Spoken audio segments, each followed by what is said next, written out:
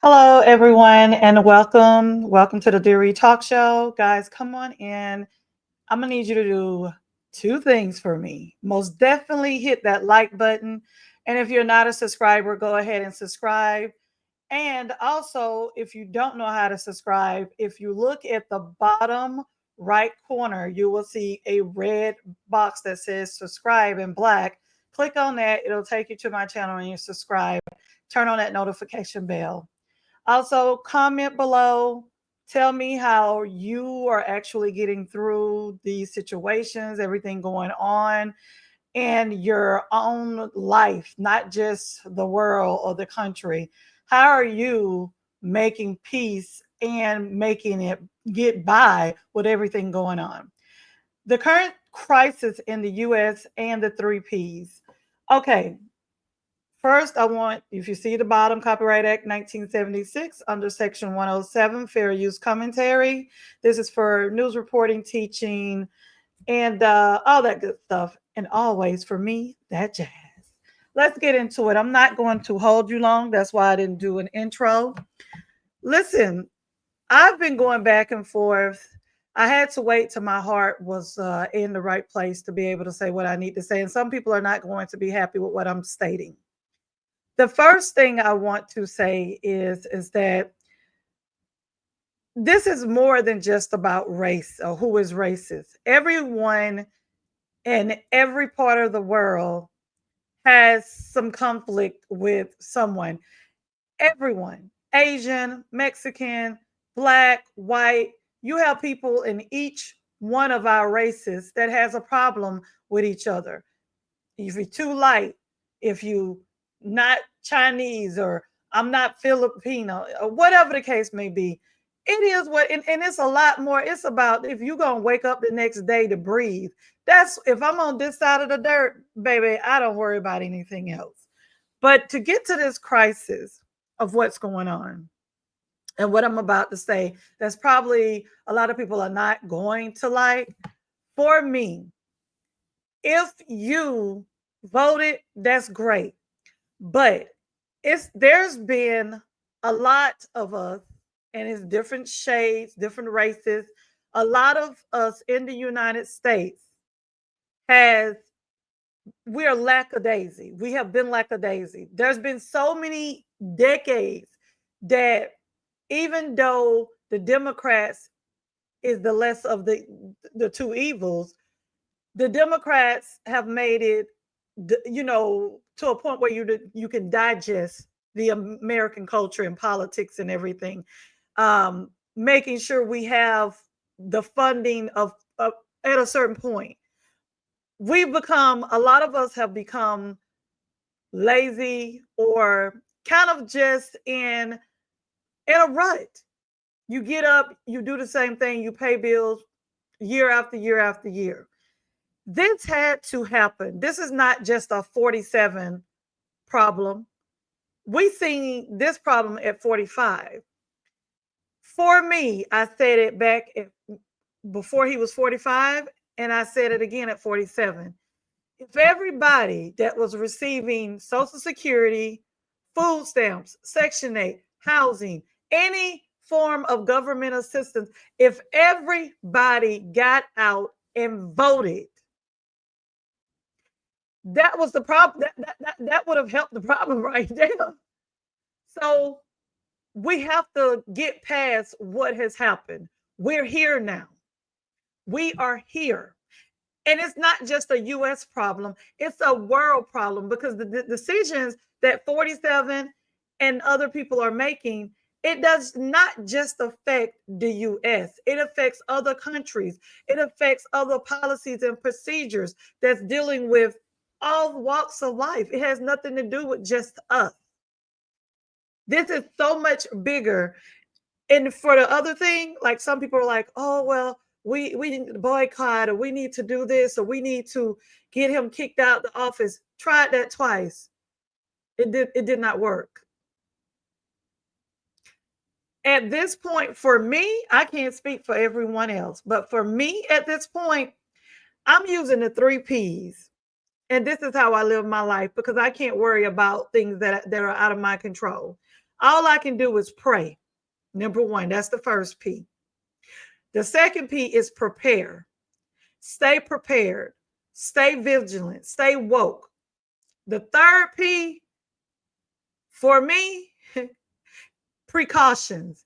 Take the necessary precautions and move the way you need to move in your life.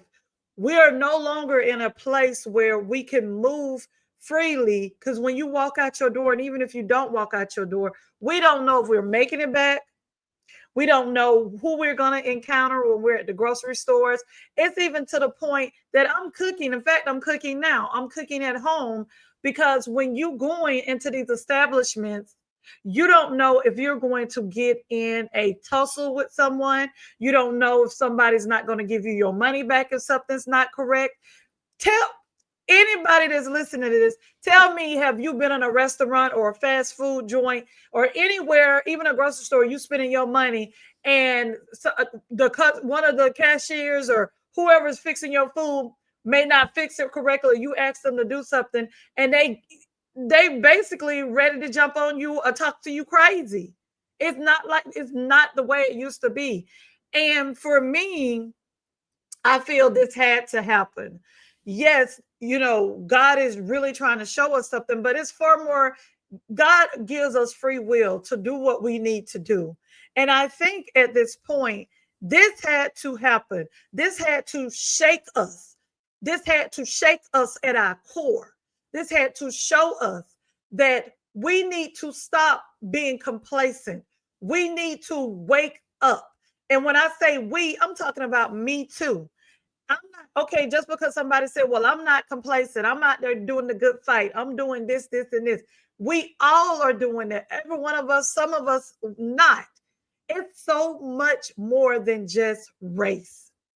Because if you look at just race, the Black community have internal colorists, Asian, they have it.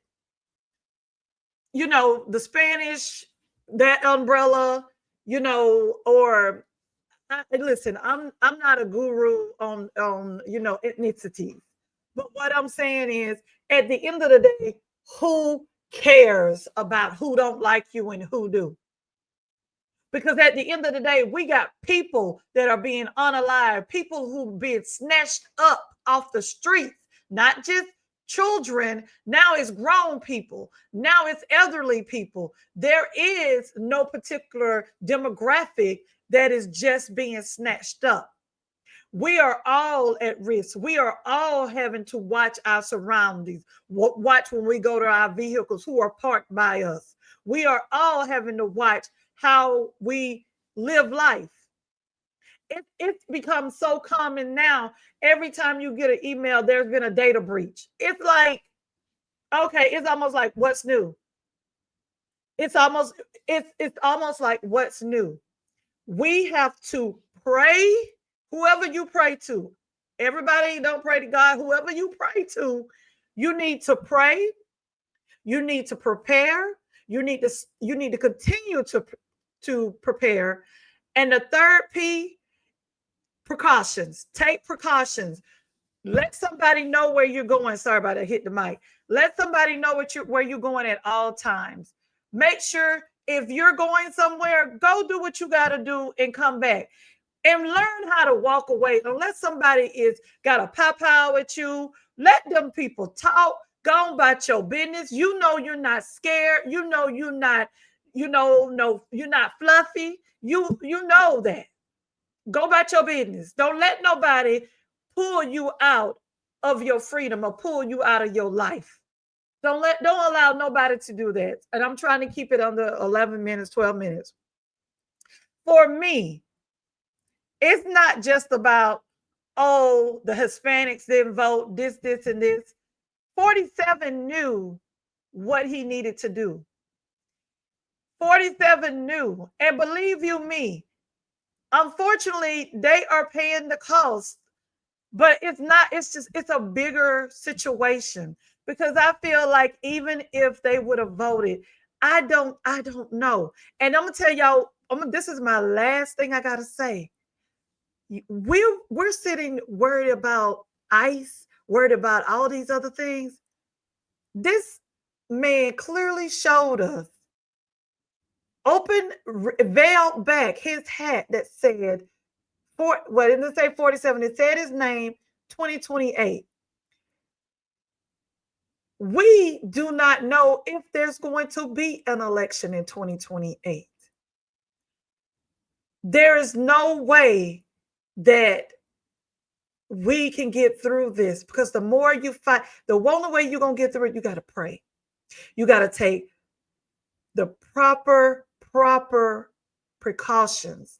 You got to start watching what you do, what you say. You got to watch everything. We have to come together.